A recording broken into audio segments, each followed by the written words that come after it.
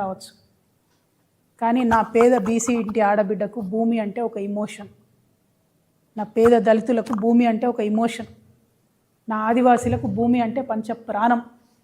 వదిలిపెట్టి ఉండలేరు, అడవిని వదిలిపెట్టి, భూమిని వదిలిపెట్టి. ఆ విషయం అర్థమవుతలేదు రేవంత్ రెడ్డి గారికి. మానవత్వం అన్నది పరిపాలనలో లోపించింది.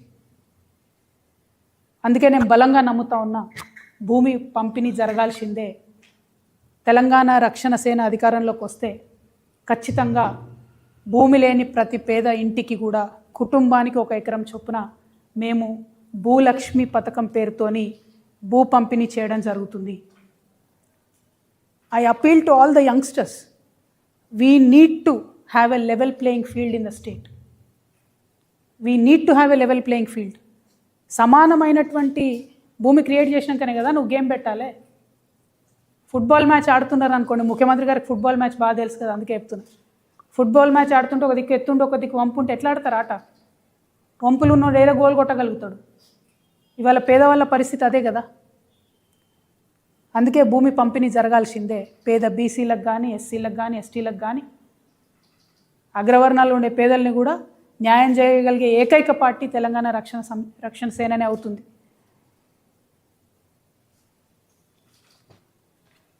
I want to appeal to all the youngsters. Just imagine you are playing a monopoly game. If there are 4 players and you have different rules for all 4 players, you tell the 2 players that for first half an hour you can't buy anything. Don't you think there is a disadvantage to the 2 players who cannot buy anything in the first half an hour? I'm sure you understand this analogy. That's why I'm telling you this.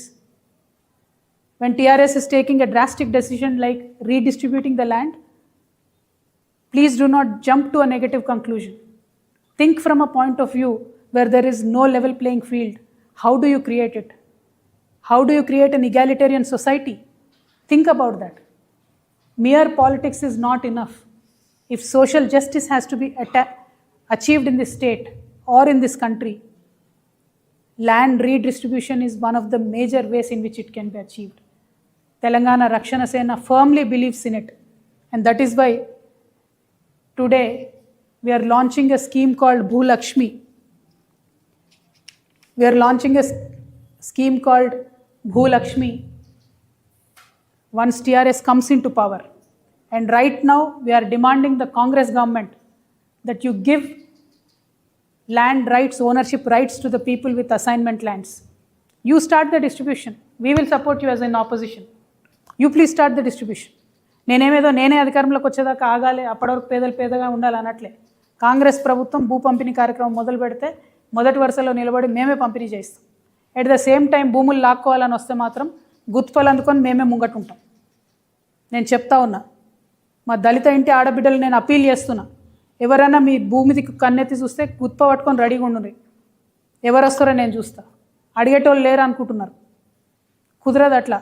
Revanth Reddy గారికి వాళ్ళ కుటుంబ సభ్యులకు 100 ఎకరాల భూమి ఉంది. అఫీషియల్గా 20 ఎకరాల భూమి చూపిస్తారు.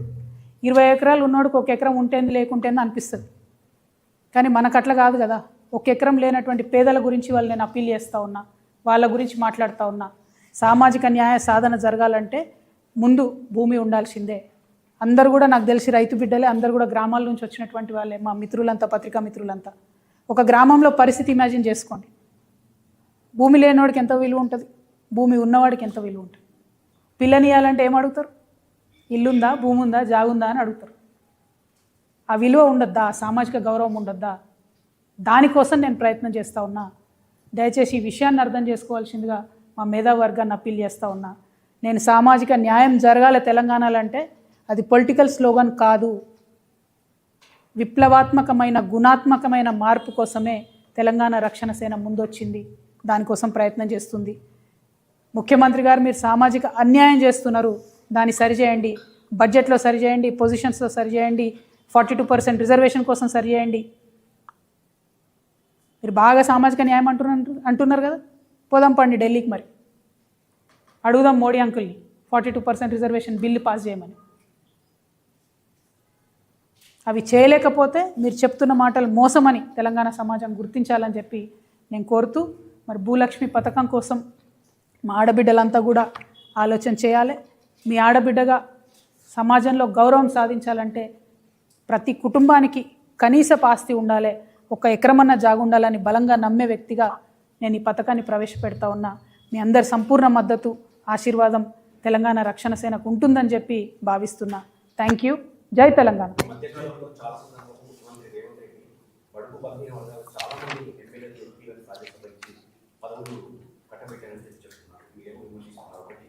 రెండోది ఇప్పుడున్న పరిస్థితుల్లో భూమి అవైలబుల్ లేకుండా అవుతుంది, ప్రభుత్వాలని కూడా భూములని వేలం వేస్తున్న పరిస్థితి, ప్రతి పేదవాడికి ఎకరం ఇవ్వడం సాధ్యమవుతుంది.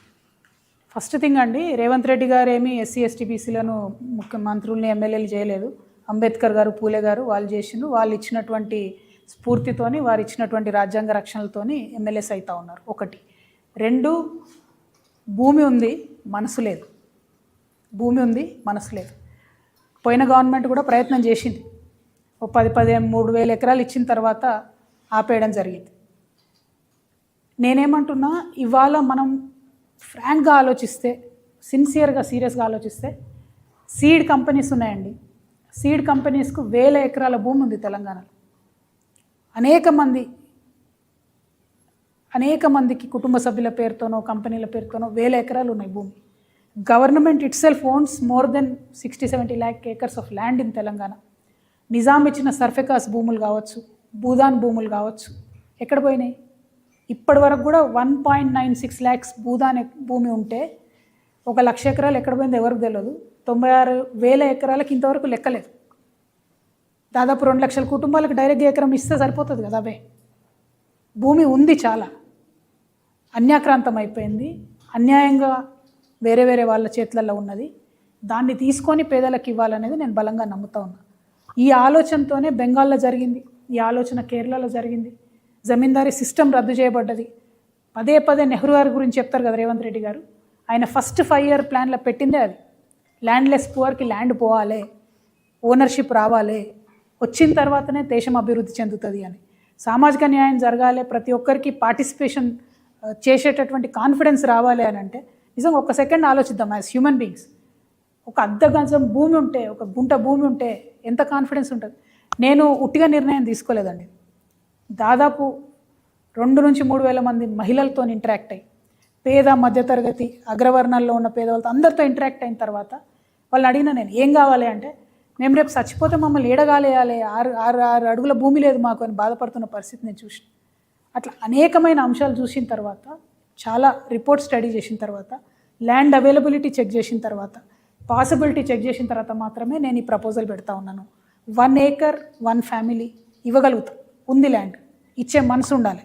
రేపు మేము వచ్చిన తర్వాత పరిపాలన అమ్మ మనసుతో జరుగుతుంది కాబట్టి అందరికీ కూడా, పేదవారందరికీ ఖచ్చితంగా దొరుకుతుంది. ఎందుకంటే గౌరవం ఇవ్వాలి, గౌరవం రావాలి అంటే ల్యాండ్ ఓనర్షిప్ ఉండాల్సిందే. అది ఇవ్వాలటికి కూడా మనకు నచ్చినా నచ్చపోయినా, భూమి లేనో తీరు చూస్తారు, భూమి ఉన్నో తీరు చూస్తారు. అది ఊర్లో అయినా సిటీలో అయినా ఎక్కడైనా విలువ అనేటటువంటిది, సామాజిక విలువ అనేది ఆస్తిపాస్తులతో చూస్తారు.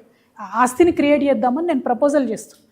గవర్నమెంట్ ముందు, ప్రజల ముందు, మేధావుల ముందు ఈ ప్రపోజల్ పెడుతున్నాను. మా పార్టీ